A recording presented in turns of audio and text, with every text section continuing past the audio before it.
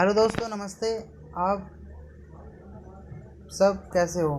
मेरे हिसाब से तो आप सब लोग ठीक ही होंगे। तो आज हम शुरुआत करते हैं चैप्टर 1 क्लास 11 हिस्ट्री के। तो पाठ का नाम हमारे पाठ का नाम है समय की शुरुआत से। तो इसमें पहला टॉपिक बनता है आपका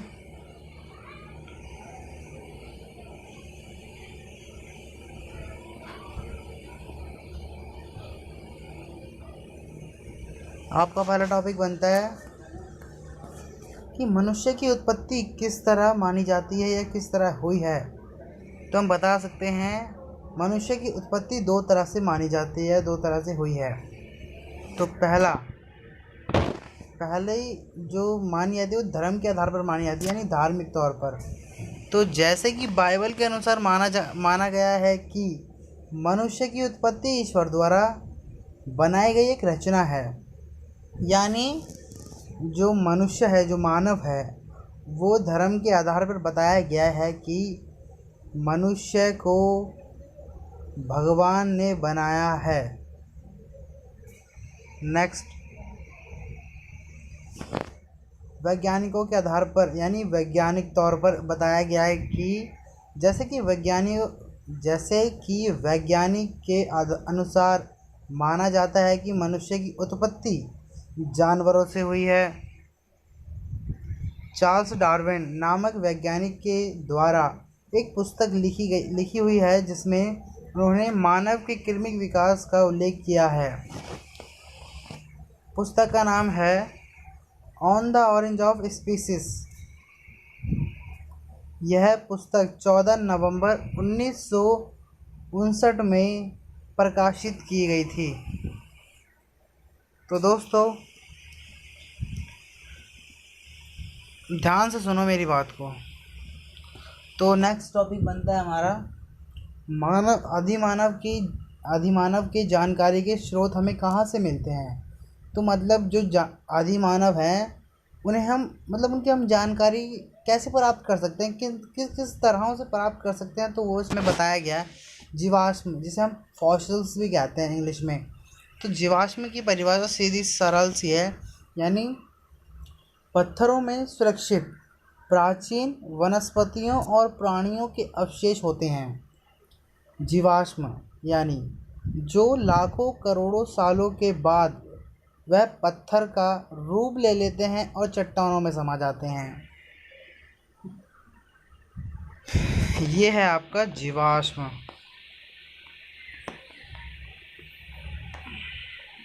नेक्स्ट, पत्थरों के औजार यानी आदिमानव। सॉरी अगर न लगाना भूल गया था मैं, आदिमानवों में। तो आदिमानव की जानकारी का अन्य स्रोत उनके द्वारा अपनी सुविधा और सुरक्षा के लिए निर्मित किए गए औजार होते हैं या है। तो नेक्स्ट है गुफा चित्र, यानी हम ये पहचान सकते हैं कि हम ऐसे पता लगा सकते हैं कि कोई ज़्यादातर जगहों पर गुफाएं होती थी। तो गुफाओं के अंदर यानी गुफाओं के अंतर्गत बनाए गए मानव द्वारा चित्र, यानी आदिमानव द्वारा अनेक आवासों में बनाए गए चित्र भी हमें रोजाना की जिंदगी की चीज़ों का वर्णन करने में सहायक है।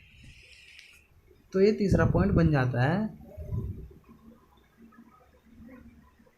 अगला टॉपिक है प्रजाति क्या है या फिर प्रजाति किसे कहते हैं। तो प्रजाति जीवों का एक ऐसा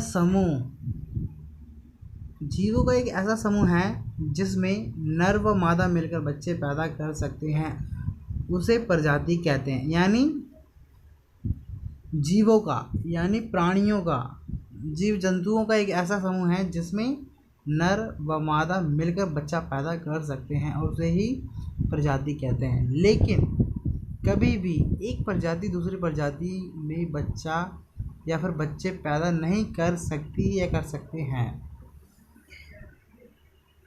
प्राइमेट क्या है? तो प्राइमेट क्या है, कैसे होता है, किसे कहते हैं, ये सब। तो प्राइमेट श्रेणी का विकास है।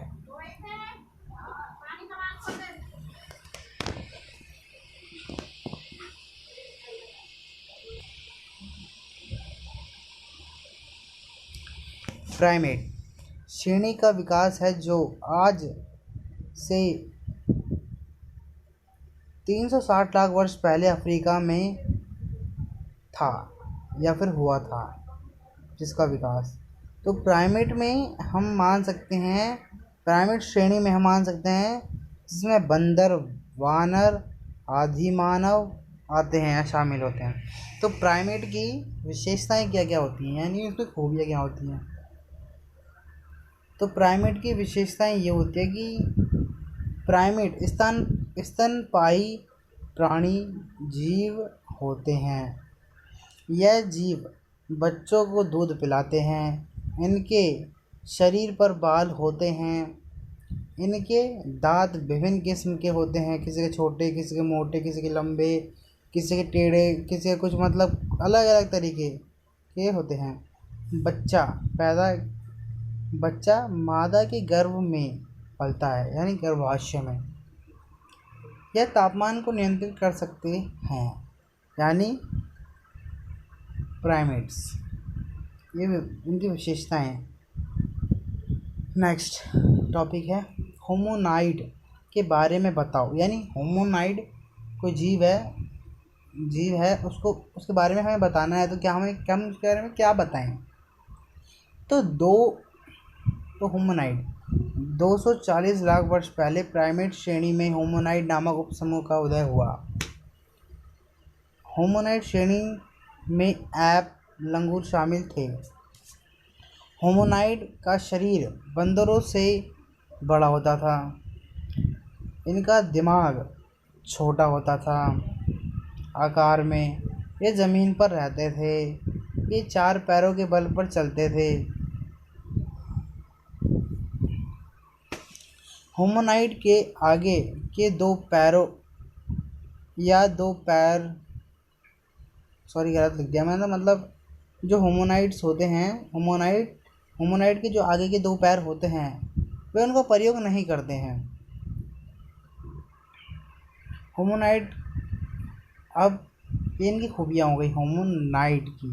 अब होमोनीड की देख लेते हैं। होमोनीड के बारे में बताओ, क्वेश्चन आएगा। तो क्वेश्चन आपको ऐसा बनेगा कि होमोनीड और होमोनाइड में अंतर बताओ। 5 नंबर में बन सकता है, या फिर 8 नंबर में नहीं पूछेगा कि, लेकिन 5 नंबर में तो बन ही जाएगा।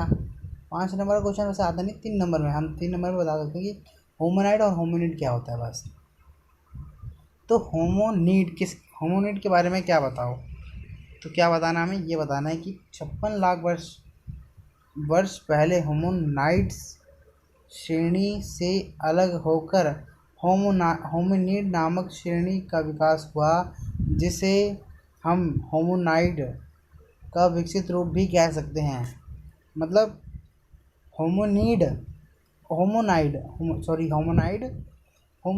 एक होमोनाइड और होमिनिड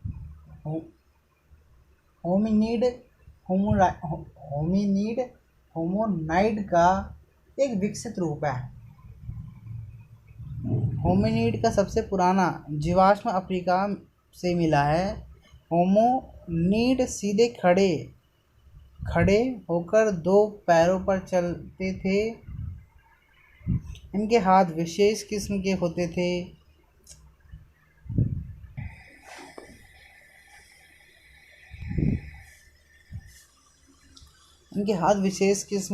थे। यह अपने हाथों से औजार बनाते थे। इनका जो दिमाग था वो आकार में बड़ा होता था। इनका शरीर बंदरों से बड़ा होता था। ये आगे चलकर होमोनिड 2 शाखाओं में बट गई थी। एक ऑस्ट्रेलोपिथेकस और दूसरी थी होमो। तो मैं इसके बारे में बताता हूँ आपको। अब लिखते भी रहिए साथ साथ में, क्योंकि इसे रट लो, इसे रटो मत, रटने से कोई फ़ायदा नहीं, इसे ना याद कर लो, कुछ भी हो जाए इसे कैसे भी करके इसे याद कर लो। 100% बोल रहा हूँ, 100% पेपर में ज़रूर आएगा। और इससे अच्छे नोट्स आपको कहीं नहीं मिलेंगे। बहुत अच्छे से समझा रहा हूँ आपको मैं, पॉइंट टू पॉइंट। तो नेक्स्ट टॉपिक है हमारा ऑस्ट्रेलोथोपिथिकस क्या है या किसे कहते हैं। तो इसका एक शाब्दिक अर्थ बनता है ऑस्ट्रेलो यानी दक्षिणी, प्लस पिथिकस यानी वानर, यानी दक्षिणी वानर या फिर दक्षिण वानर भी बोल सकते हैं इसको। तो यह मानव की एक ऐसी अवस्था है जिसमें, जो ऑस्ट्रेलोथोपिकस है वो एक मानव की एक ऐसी अवस्था है जिसमें वानर के लक्षण विद्वान रूप से पाए जाते हैं, जिसमें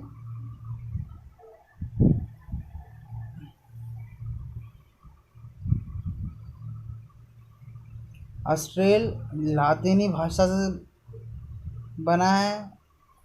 ऑस्ट्रेल लातीनी भाषा से प्लस पिथिकस यानी यूनानी भाषा से मिलकर बना है ऑस्ट्रेलोपिथिकस।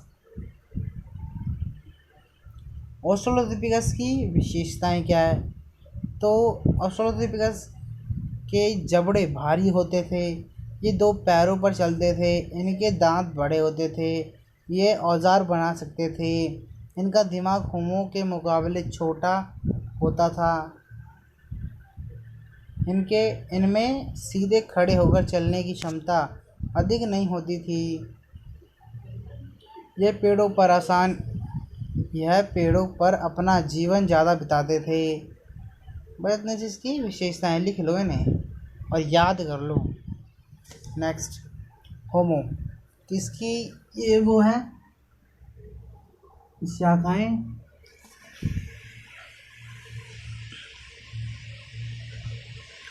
होमोनिड की है। होमोनिड देखो, होमोनिड की शाखा है ये। तो होमो किसे कहते हैं, होमो के बारे में बताओ। क्वेश्चन आ सकता है 1 नंबर में, 2 नंबर में, 3 नंबर में, होमो के बारे में बताओ।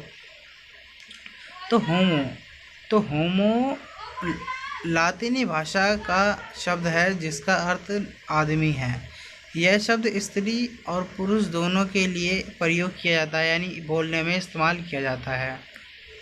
होमो की विशेषताएं, इसका दिमाग बड़ा होता है या फिर इनका दिमाग बड़ा होता है आकार में, दांत छोटे होते हैं, यानी एक तरह से ये होमो एक तरह से आदमी और औरत है जो वर्तमान में है, हम बोल सकते हैं। दांत छोटे होते हैं, जबड़े छोटा होता है, छोटे होते हैं। होमो को 4 शाखाओं में बांटा गया है या फिर विभाजित किया गया है, जैसे होमो सैपियन, होमो हैबिलिस, होमो इरेक्ट्स। इनके बारे में मैं आपको बताऊंगा बाद में। तो पार्ट 1 ये हो गया है, पार्ट 2 में आगे बताऊंगा। Thank you for watching this video. Please like and share and comment. Please subscribe this channel.